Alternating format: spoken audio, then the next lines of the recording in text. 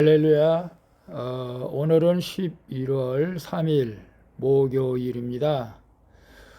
오늘도 묵상하며 주님과 함께 동행하기를 축복합니다. 요즘에 모기가 많은 것 같아요. 저희 집사람도 자다가 모기를 잡는데 희한하게 저는 모기가 안 무는데 저희 집사람만 모기가 많이 물리는 것 같아요. 자면서 모기와 씨름을 합니다. 파리채로 잡아 죽인 모기에서 피가 나면 이놈 새끼 내 피를 다 빨아먹었다고 하면서 야단을 치던데 모기향을 좀 사다 줘야 할까 봐요. 모기 조심하세요. 오늘의 묵상은 출애굽기 25장 23절에서 40절 말씀을 통해서 보인 양식대로 할지니라 라는 제목으로 함께 묵상해 보도록 하겠습니다. 먼저 본문을 함께 보도록 하겠습니다. 23절입니다. 너는 조각목으로 상을 만들되 길이는 2규빗, 너비는 1규빗, 높이는 1규빗 반이 되게 하고 순금으로 싸고 주위에 금태를 두르고 그 주위에 손바닥 넓이만한 턱을 만들고 그 턱 주위에 금으로 태를 만들고 그것을 위하여 금고리 넷을 만들어 그 네 발 위 네 모퉁이에 달되 턱 곁에 붙이라. 이는 상을 맬 채를 꿰 것이며 또 조각목으로 그 채를 만들고 금으로 싸라. 상을 이것으로 맬 것이니라. 너는 대접과 숟가락과 병과 붓는 잔을 만들되 순금으로 만들며 상 위에 진설병을 두어 항상 내 앞에 있게 할지니라. 너는 순금으로 등잔대를 쳐 만들되 그 밑판과 줄기와 잔과 꽃받침과 꽃을 한 덩이로 연결하고 가지 6을 등잔대 곁에서 나오게 하되 다른 3가지는 이쪽으로 나오고 다른 3가지는 저쪽으로 나오게 하며 이쪽 가지에 살구꽃 형상의 잔셋과 꽃받침과 꽃이 있게 하고 저쪽 가지에도 살구꽃 형상의 잔셋과 꽃받침과 꽃이 있게 하여 등잔대에서 나온 가지 6을 갖게 할지며 등잔대 줄기에는 살구꽃 형상의 잔넷과 꽃받침과 꽃이 있게 하고 등잔대에서 나온 가지 6을 위하여 꽃받침이 있게 하되 2가지 아래에 한 꽃받침이 있어 줄기와 연결하며 또 2가지 아래에 한 꽃받침이 있어 줄기와 연결하며 또 2가지 아래에 한 꽃받침이 있어 줄기와 연결하게 하고 그 꽃받침과 가지를 줄기와 연결하여 전부를 순금으로 쳐 만들고 등잔 7을 만들어 그 위에 두어 앞을 비추게 하며 그 불집게와 불똥 그릇도 순금으로 만들지니 등잔대와 이 모든 기구를 순금 1달란트로 만들되 너는 삼가 이 산에서 내게 보인 양식대로 할지니라. 아멘.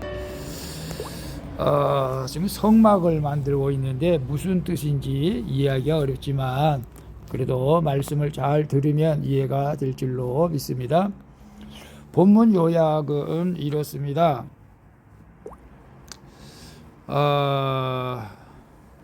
상은 조각목과 순금으로 만들어야 하고 그 위에 진설병을 두어 항상 하나님 앞에 있게 해야 한다고 합니다.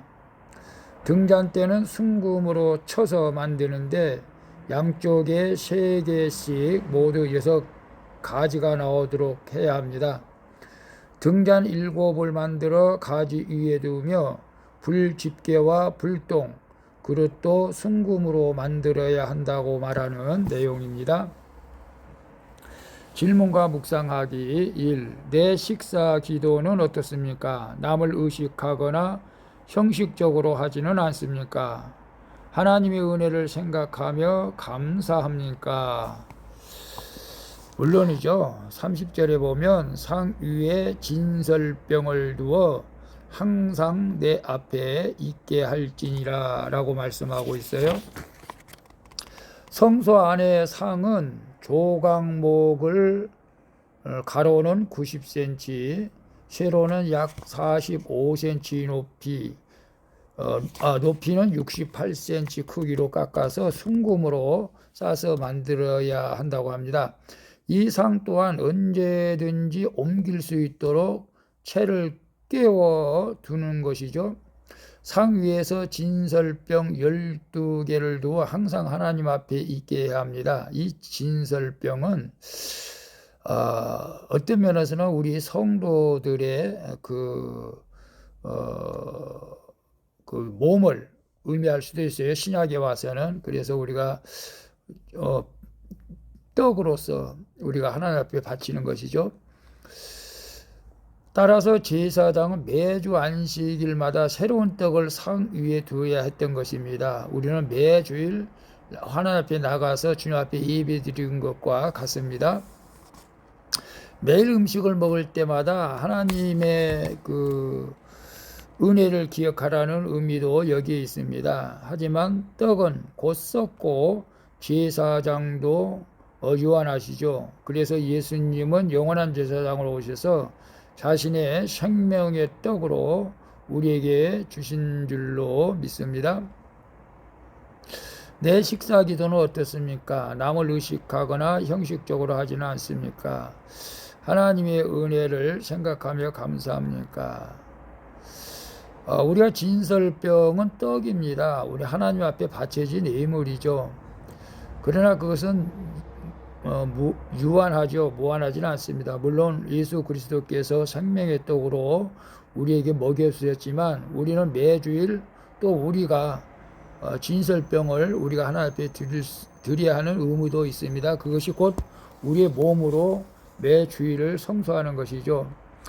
그래서 내 식사 기도는 어떻습니까? 우리가 남을 의식하며 형식적으로 하지는 않습니까? 하나님 은혜를 생각하며 감사합니까?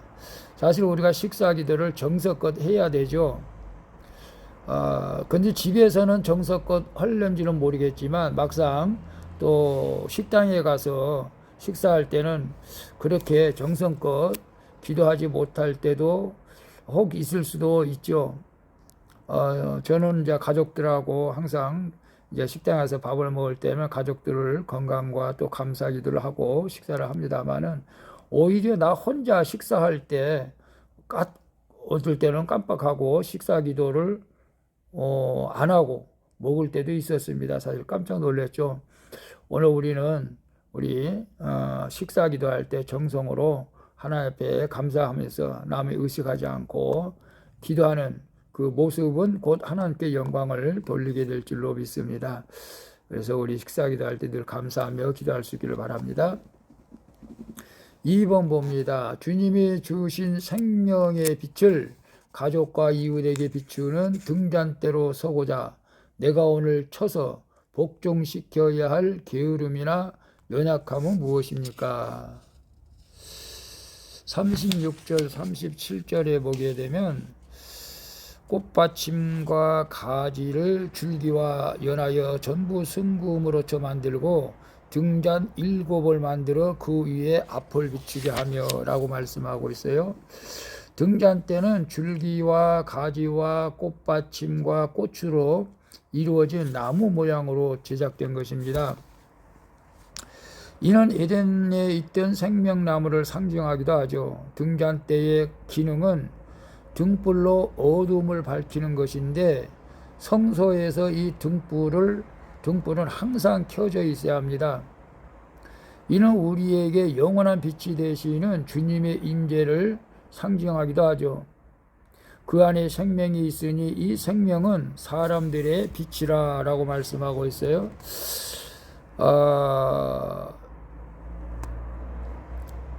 이 말씀처럼 우리에게 생명의 빛으로 오신 분이 바로 예수 그리스도이십니다. 성도는 생명의 빛을 얻은 자로서 다시는 어둠의 일을 행하지 말고 말씀 앞에 자신을 치는 순종으로 또 다른 빛을 비추어야 할 줄로 믿습니다. 그것을 우리에게 말씀해 주고 있죠. 주님이 주신 생명의 빛을 가족과 이웃에게 비추는 등잔대로 서고자 내가 오늘 저 복종시켜야 할 게으름이나 연약함은 무엇입니까? 생명의 빛, 우리는 주님께서 우리에게 빛과 소금이라고 말씀하고 있지 않습니까? 그래 가족들에게 우리는 빛과 소금, 우리 사회에서 이러한 것들을 우리가 감당해야 하나님이 영광을 받게 될 줄로 믿습니다. 그래서 내가 비록 좀 손해보는 일이 있더라 할지라도 내가 있는 곳에는 항상 하나님의 빛을, 선한 빛을 비추는 그런 삶을 살아갈 수 있기를 축복합니다.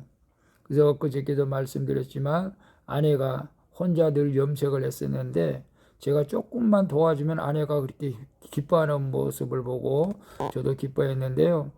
오늘 우리가 남들에게 좀 내가 수고스럽더라도 조금 헌신한다면 그것이 곧 주님의 빛을 비추는 삶이 될 줄로 믿습니다. 그리고 우리가 게으름이나 연약함을 우리 힘으로는 어쩔 수 없지만 우리가 기도할 때에 게으르지 않고 더 부지런함으로, 연약함은 더 강함으로 주님의 영광 가운데 살아갈 수 있기를 축복합니다.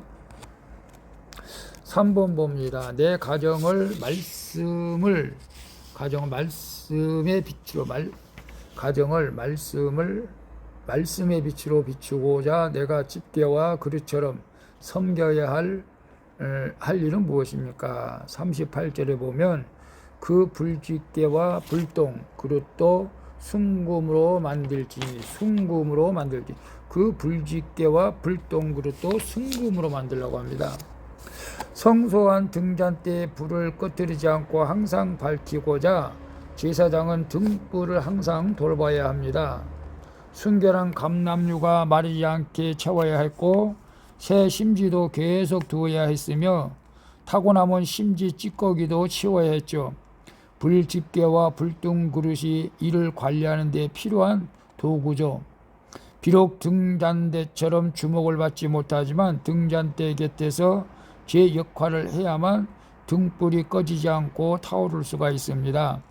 그래서 주님은 집게와 그릇도 등잔대처럼 순금으로 만들라고 하십니다. 중요하기 때문에 그렇죠. 나도 순금보다 더 귀한 주님의 말씀으로 살아났으니 사소해 보이는 역할에도 우리가 교회에서 가정에서 충실해야 될 줄로 믿습니다. 그래서 내 가정을 말씀의 빛으로 비추고자 내가 집게와 그릇처럼 섬겨야 할 일은 무엇입니까? 우리가 작은 일에도 가족을 섬기고 교회를 섬길 때 그것이 곧 순금이 될 줄로 믿습니다. 하찮은 일이라고 여기지 마시고 우리에게 맡겨진 귀한 직분 사명을 끝까지 잘 감당함으로 정말로 순금처럼 사는 복된 인생이 될 수 있기를 바라겠습니다. 기도하겠습니다. 주님, 오늘도 영육간에 일용할 양식을 주셔서 감사드립니다. 하루를 주님께 바치오니 사용해 주시고 주님이 제게 주신 생명의 빛을 비추는 등잔대로 설 수 있도록 도와 주시옵소서. 오늘 저희 가정을 말씀의 빛으로 비추고자 손과 발이 가는 적용을 할 수 있도록 힘을 다하여 주시옵소서. 또한 주님의 말씀을 듣고 바로 순종하는 삶이 되게 하여 주옵소서. 나를 죄 가운데서 구속하여 주신 예수 그리스도의 이름으로 기도합니다. 아멘. 우리 찬송가 204장 주의 말씀 듣고자 함께 찬양 부르고 마치도록 하겠습니다. 오늘도 수고하셨습니다. 좋은 하루 되세요. 샬롬.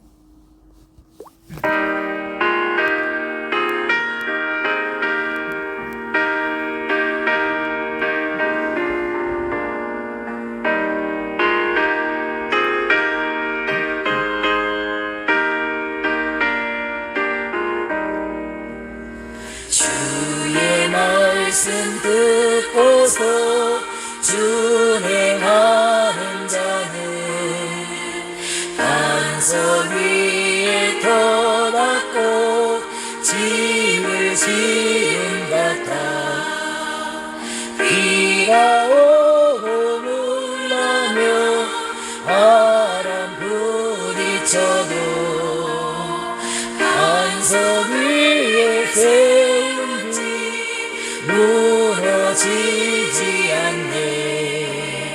잘 짓고 잘 짓세 우리 집 잘 짓세 안세 반석 위에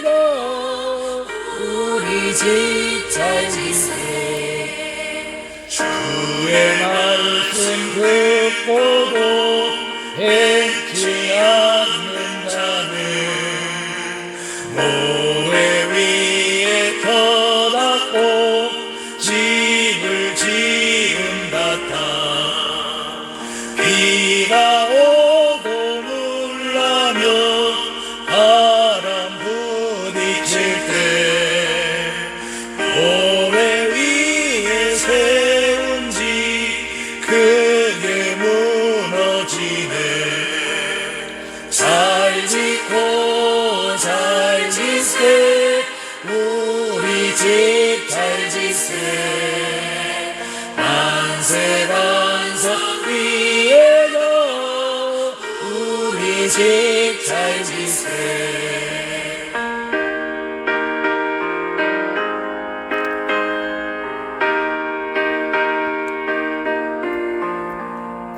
주님 작은 것이라도 순종하며 맡겨준 귀한 직분들을 잘 감당할 수 있도록 은혜를 베풀어 주옵소서.